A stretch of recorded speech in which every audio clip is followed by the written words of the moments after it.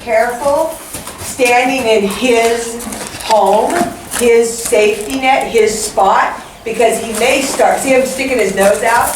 He's checking me out, but at the same time, he's telling me to move.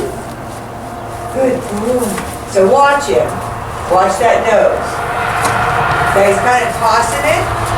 If he were looking at another stallion coming towards his mares, that's how he would react. He would toss his nose, and he's not pinning his ears because he's still not sure. But as he gets more confident, he could easily start telling me what to do. Good boy. Because as that fear leaves, we lose the ability to move them out of that fear. Does that make sense? Yeah. It's really a hard way to look at it because we don't want them fearful, but a healthy fear is respect. Okay? A non-healthy fear is terrified. Okay? Right. But a healthy fear is respect. You know, we fear the law officers, so we don't want to get arrested, so we don't do something wrong. Okay?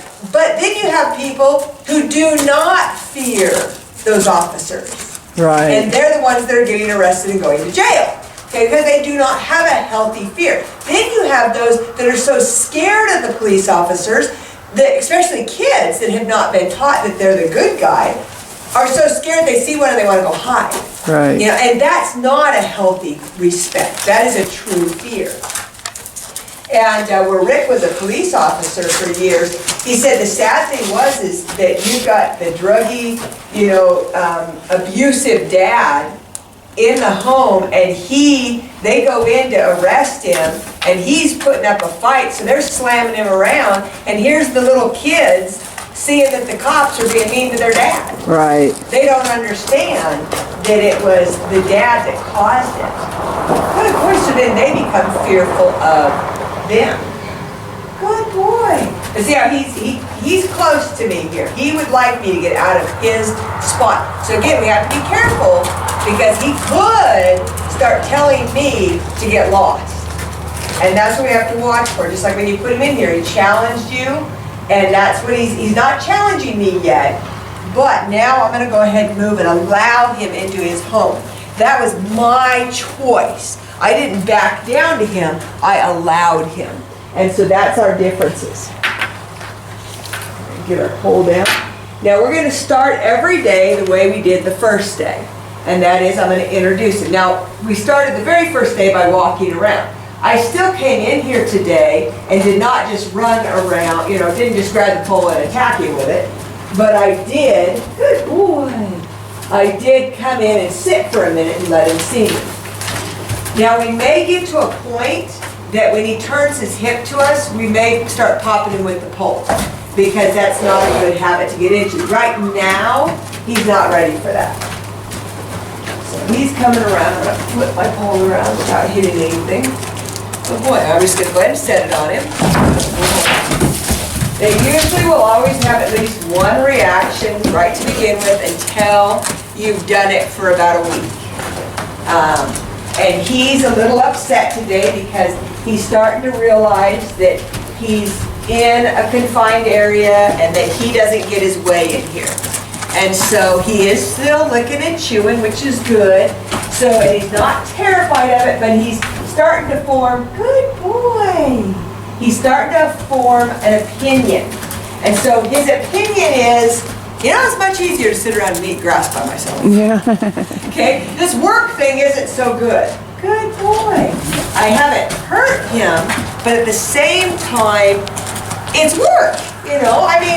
If you have the option, it's a whole lot better to just sit around at home. It's a lot easier to sit in front of the boob tube than to, go out and do something that's not comfortable. Good boy. Now, just like everything else, work can be fun or work can be hard. But in the very beginning, where he's trying to learn, even though we try to release him as often as we can, it's still work and it's still not necessarily fun because he doesn't understand it yet. Just like somebody trying to learn to read, kids trying to learn to read. Josie was like, I don't like to read. Tanner, he loved to read, and he figured it out very quickly that reading was fun. Josie has fought on reading because she's dyslexic and she didn't, the words just didn't look right to her. Now that she's able to read, she's having fun. She's like, oh, Mom, I just read this story about this pony. Yeah. We bought her like 110 pony books. Yeah. But now she's starting to think it's fun. But we pulled our hair out for over a year trying to think, have her think it was fun. So she had to do it just because for quite a while. He's in the just because I said so right now. And that's not a fun place to be. I don't like to do it just because you said so. I want to see a reason behind it. Good boy. And right now, he doesn't have a reason that he's doing this. You're just interrupting his life.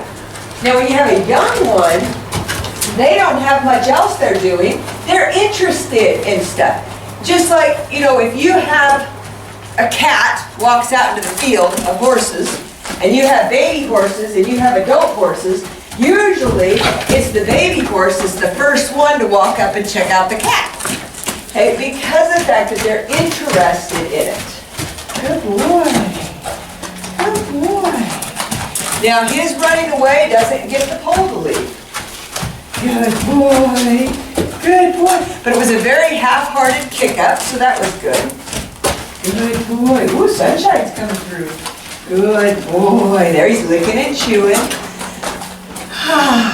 Now, to start with, I would have loved for him to have stopped while my pole was down there. But I noticed he would trot, then he'd slow down. So let's think about things. What would we like him to do if he gets upset? Well, stop is good, but slow down is also good. So I used it as a reward. When he slowed down, then I let the pole go away. Good boy. Yeah, good boy. Good boy. Now you notice I put it right back where it was when he picked up. And a lot of times it ends up kind of bouncing on him when it comes back down. Yeah. That's okay. Good boy. Good boy. Look at you. See? You're a good boy. Yes. Good boy. Wow, he's getting closer to you. Yeah, oh yeah, he's not afraid. Yeah, he's getting closer to you. Good boy. He's not sure he likes it, but he's not afraid. Yeah. Now when we go, say like to his underneath, if he would stand, it would be easier.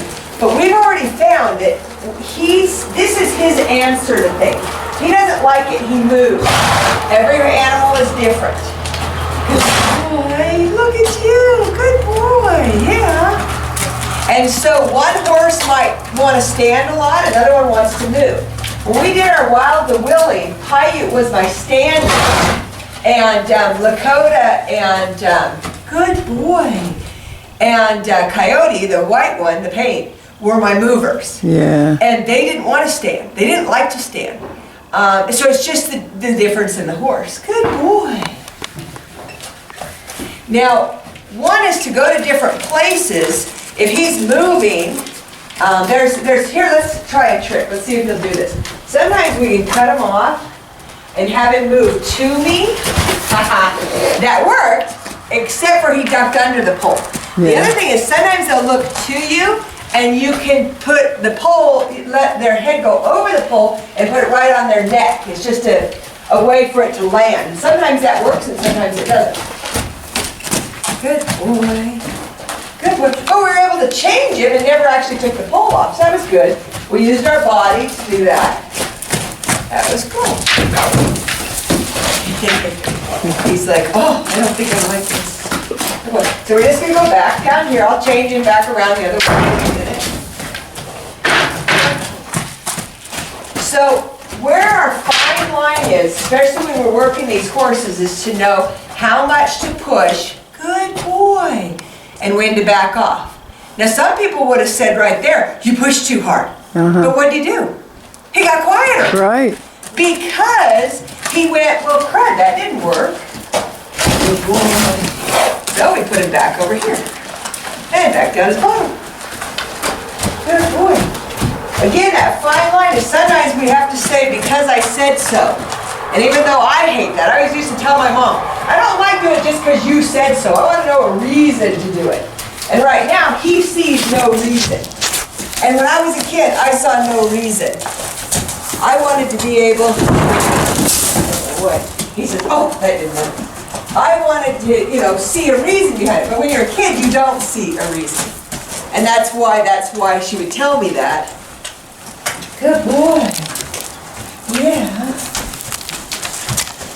And our reasons in the beginning is showing him that we'd stop when he would do something. So I'm going to turn it back again. He's like, this isn't working. Do you notice I'm not giving in to him not wanting to stay on this side? Right.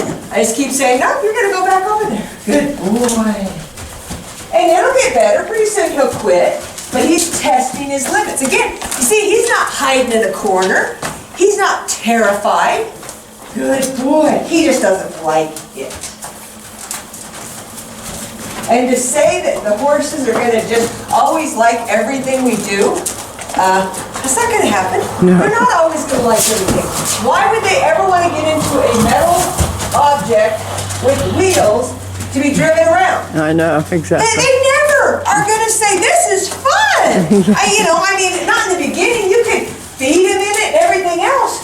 But the truth is, if that trailer starts moving and the door's open, they're out of there. Right. So to say that, well, you gotta just work slow and quiet with them until they want to do it.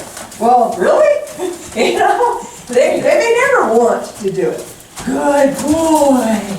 But through some time and patience, you can get them, you can encourage them to deal with it. Good boy. You notice it hit that fence, jerked it off him, I put it right back. Good boy. And he was fine with it.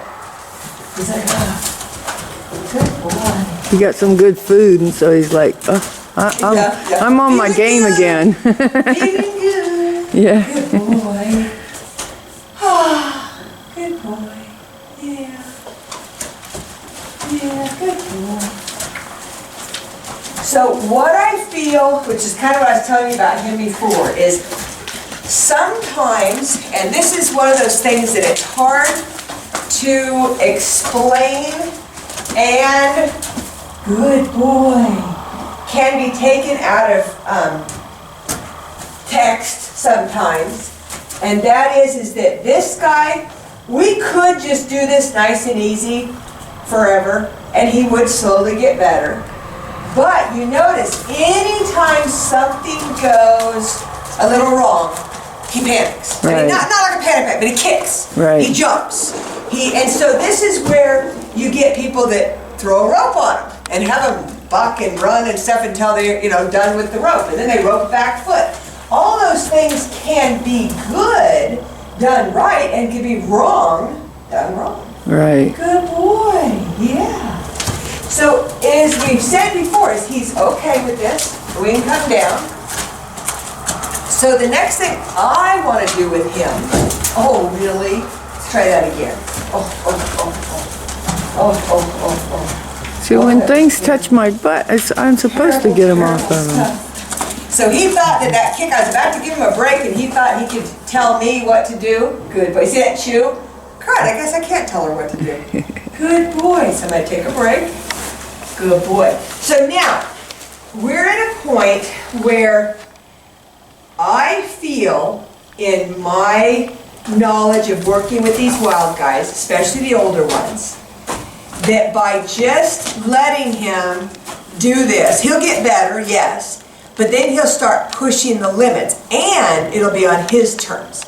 He's getting quiet enough, I could see him at, not too much, just come up and sniff you, but it's on his terms. Now, we like it on his terms a little bit. Right. But the fine line is if he learns everything's on his terms, then he will become hard to work with. Right. If it's on our terms, he'll become easier to work with. So I'm actually going to